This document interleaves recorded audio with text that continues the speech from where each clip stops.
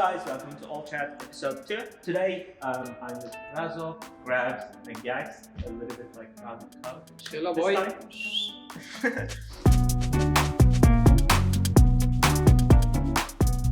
We are happy. It was a quick chill, a clean game. Was it clean? It was clean, but not quick. Not quick. Yeah. You think like it could have been No. a little bit quicker? But, I mean, quick, it's like 20 minutes, you know. It was like 30 We're not there something. yet. Are you happy about the game that you played today? Yeah, I'm pretty happy. I think our macro game was very good. And in general, I think we made very little mistakes as a team, you know. Like it's only the individual mistake happened. How about the coaches? Are you guys happy about the game you played today?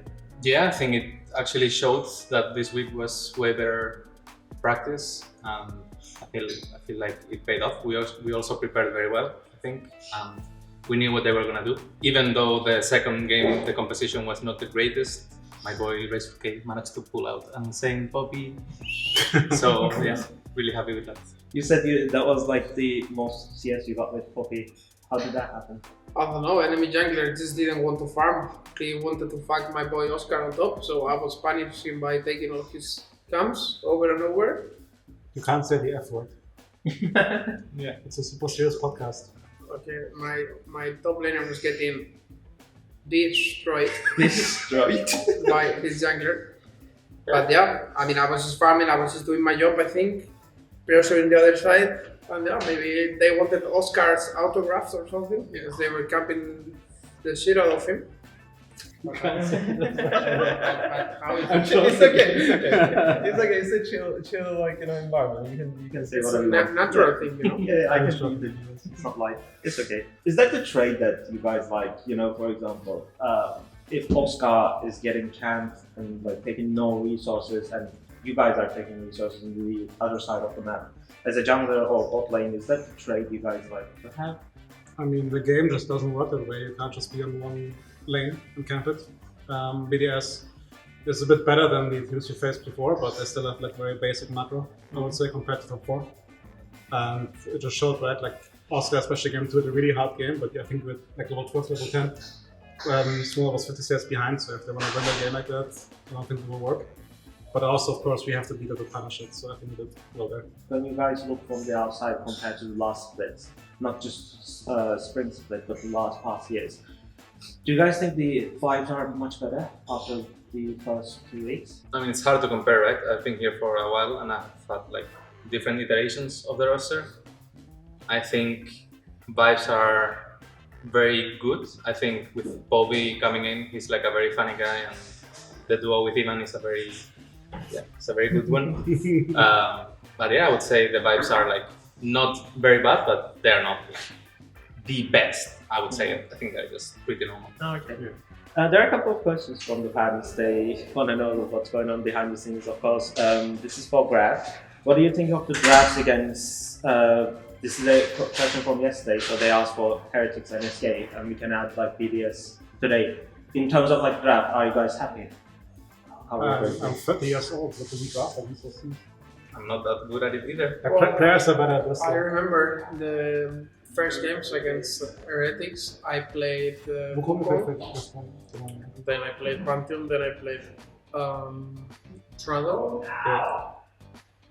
So you can picture the game. But yeah, anyways, like my brain always jumps to next step, so like I have a really hard time to like think back, especially because the games are over, it don't matter.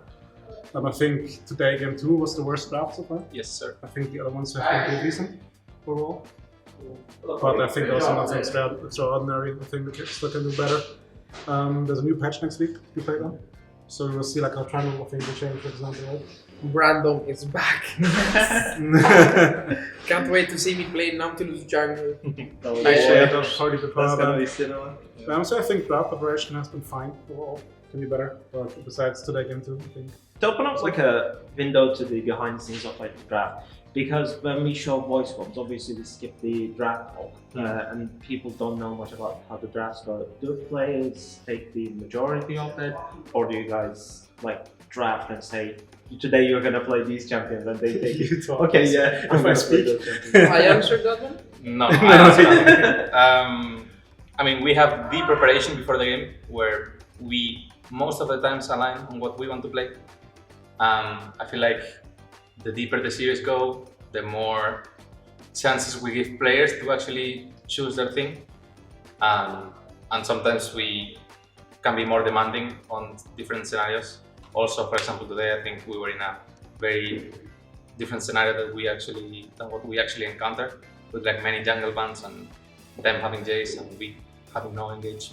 That was a pretty hard one, but overall I think usually in the first games we're more aligned, and then after it's depending on the day, I would say. How's the synergy with Bobby, with yourself and the team? I was surprised myself at how much he communicated in the voice comms video. Were you surprised when he joined with how vocal he was? Yeah, I mean, for sure he's getting better and like demanding what he needs in game. I feel like when he came, he was more like quiet, trying to adapt on the dynamic that we had. But now he's like trying to input his own dynamic and how he sees the game, and I think it's really good, honestly. Today he was very vocal, calling what waves he needed, if I had to match enemy jungler or not. And I think his laning phase is also very good. So, and outside of the game, I like him a lot. We're like talking a lot of how we see certain matchups, certain 2v2 in mid jungle, and we go to the sauna and we talk about life. So on a personal level and on a player level, I really like it. So we're kind of cooking like the best jungle mid duo in Europe, slowly building up. Yep. Yeah, good to hear, good to hear. How different is it working with EU mid laner and a Korean mid laner? Are there some unexpected challenges within the team, or are the things going pretty much as expected? I think Korean players by baseline are a bit more on the athlete mindset compared to Europeans. I think the culture they come from and also the pressures they face in the team environment are very different. So for me, it's like much more pleasant in a way as a coach because it's simpler. Whereas in Europe, it's a bit more, you have to work more on the human level first to make them understand you. Whereas with Koreans, you can simply say, do this for me, please, and they'll do it. So I think that's the biggest difference for me. For me, like from what I saw before we signed Bobby, I felt like the discipline overall of how, I mean, it's Korea in general, like the way they see practice and the way they play the game, it's very different. And I think it shows when he's actually coming here, and then like most of the games, if the whole team is falling apart, he's usually not doing that bad. And that's, I think, a reason why they are better than Europe, because they see work as a work and they actually practice to get really good at things.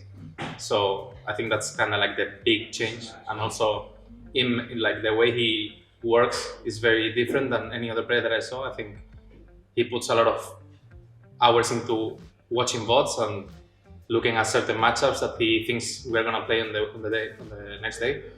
And I think that's probably what makes him very good. How are the first individual trainings with Bobby, and what will we expect about the macro that Bobby was talking about in the first interview with GrabbZ? Because it's a different type of player than Marek. They are also saying, there's a cute message, keep working hard, you deserve more recognition and love by the fans.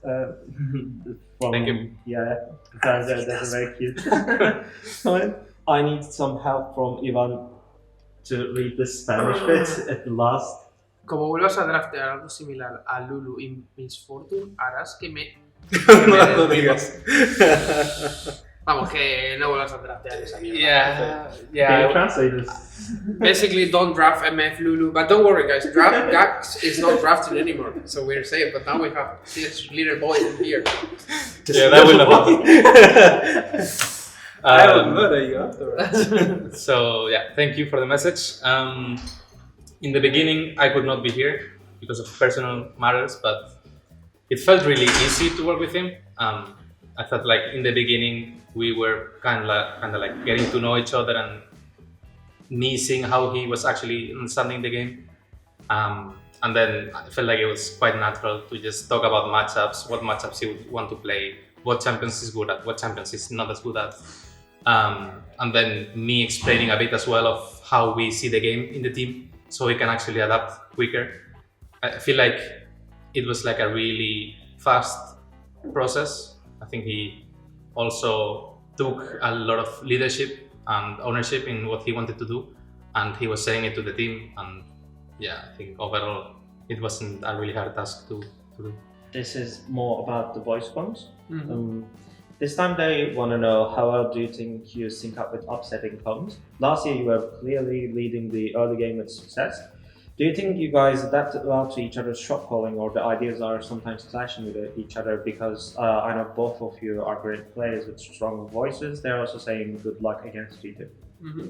For sure, me and Elias, sometimes we have different ideas in mind, but I felt like he changed that a little bit. I feel like now he's giving me more room to make my own decision. Ellis is a player that is very vocal, and he would demand for resources if he's like winning his lane. He really likes to be the carry, and he actually carries most of the games. But now it's more like he actually gives the option of like, okay, Ivan, we can do this if you come to my lane. I have that option. And then I can also say no and make my own decision, right? Like, it's just, most of the times it just looks very juicy to go bot, so I end up like going there.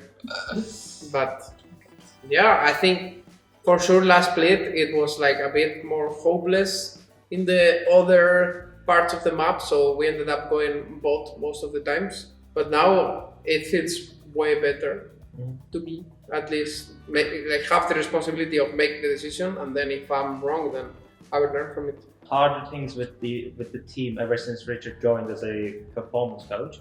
Are there any like notable changes?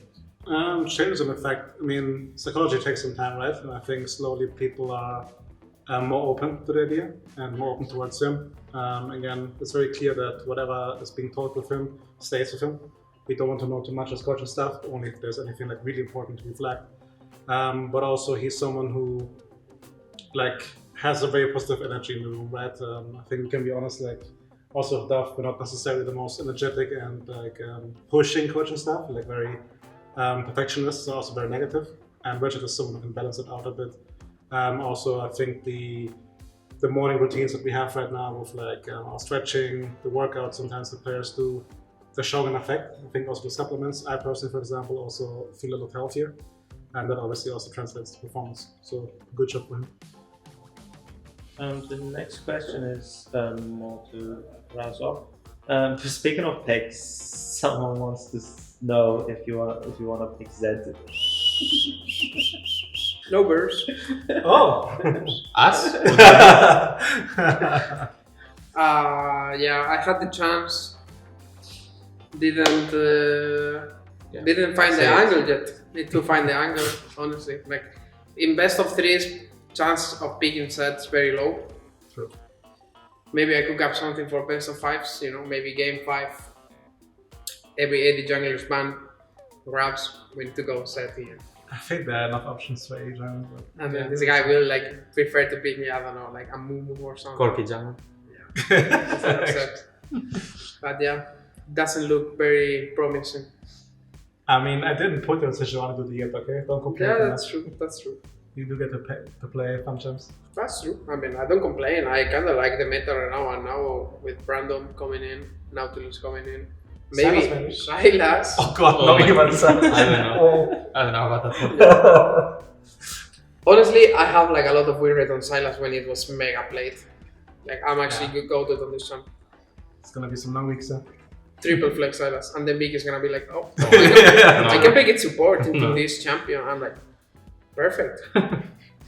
Then Elias will try to like, Yeah. What about this pick instead? yeah. Like Elias is like, oh no, Mickey is like, I wanna pick Silas here, and Elias is like, oh, I don't find it. He always is saying the Where same. is it? Where is it? I don't have it. I didn't buy it.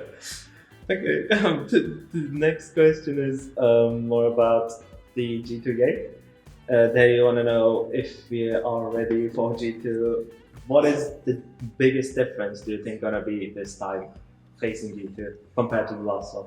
Because it didn't go well. That's a bad question. No? We are ready. Are they ready? That's the real question. Good one. Cooked. Facts. It's a content Be block. cooked.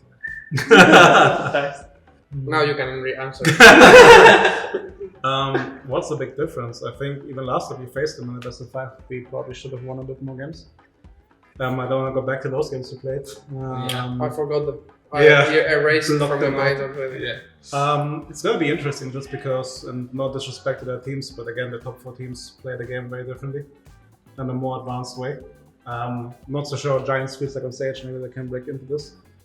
But we actually will get punished for the mistakes we do, not like today and last week, where we get away with certain things. So it's going to be on a higher level. I'm very confident that we can pull something out. It's also really important for us, like we have the 3-0, that we're almost locked for top 2. So we can actually work to prepare for the best of 5 as well, in a way. But I don't see why we can beat them.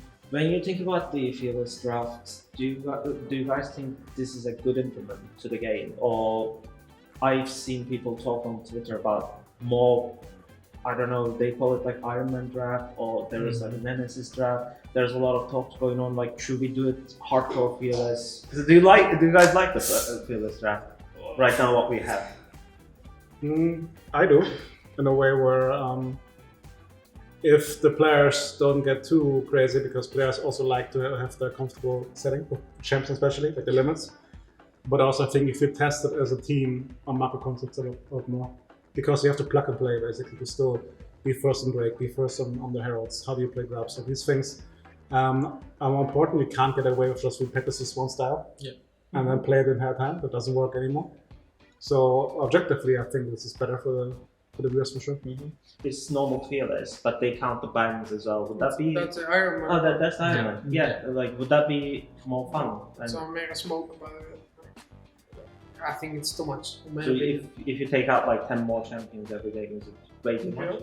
I mean, it's just like the whole draft system is completely different in my opinion. Like you just don't want to play a champion, you just ban it first game, and the enemy can't pick it either, right? So it will be like, if there are 160, 150 champions in the game, they're gonna be like very rare picks being played. Like I don't know, I can see people playing Shaco, Evelyn in jungle. As a player, you don't like that. I mean, it's not about that. It's about like I think you like put the level down of the whole league, you know, because the quality drops. Yeah, but I mean, there are some times that a player will like first time at champion stage, like, it happens, right? But if it happens a lot, or like you just have to pick like a champ that is really bad, but you're just forced to because there is no other champions. Like I can't see a game 5 with that system. Like how many bans are there? 80? Game 5 would be reset. That's what they say in our but still. I mean, game 4. Yeah. Still Game 4 is still 60 bans. Yeah.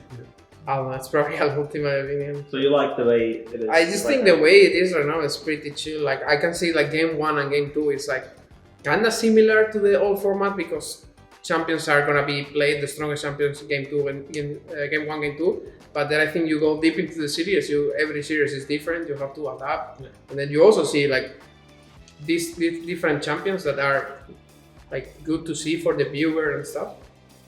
I think the format is just good how it is. Right? Okay, to wrap it up, one last question. GrabbZ, when you see, you saw like different coaches, different players. You've been here for a long time. What do you think are the positives this season? Are you happy with the way, like the structure it is? Am I happy? Yes. No, joking aside, I just feel very comfortable in the working environment that we have. I feel like I can be like as open as I want always, and people are not gonna judge or anything. And I feel like we're also very smart about how we want to play the game. I think maybe me last year compared to this year, I improved a lot because we actually are having discussions about the game permanently, and I think that didn't happen as much before. So I think I'm improving as a coach, as a person, and I'm also enjoying my work with the coaches that I have in the room. And then I feel like also the players are slowly improving. I feel like this split compared to the previous ones, we are actually talking about very meaningful stuff, and I can see improvement. So that's when I actually finish the day and I think to myself, okay, today I'm feeling very good. I'm doing this, I like it, my players are improving. That's one thing. Okay, thank you. Also, before we close it, I want to say thank you to the fans coming to the fan meet. Before they brought us like very cute gifts. I A lot got of like fans here. some Thank you to Koi. drawing, 3 drawings. Thank you so much to whoever made them. They were insane. I'm gonna put that in my room. Oh, cute. So thank you to everyone coming to the games to give us little cute gifts. So this was all chat. Thank you guys joining me for Thank answering all the questions. I'll see you next week. Yeah. Hopefully. After we beat G2, hopefully. Bye-bye. That's a good way to end it. Just run for the camera.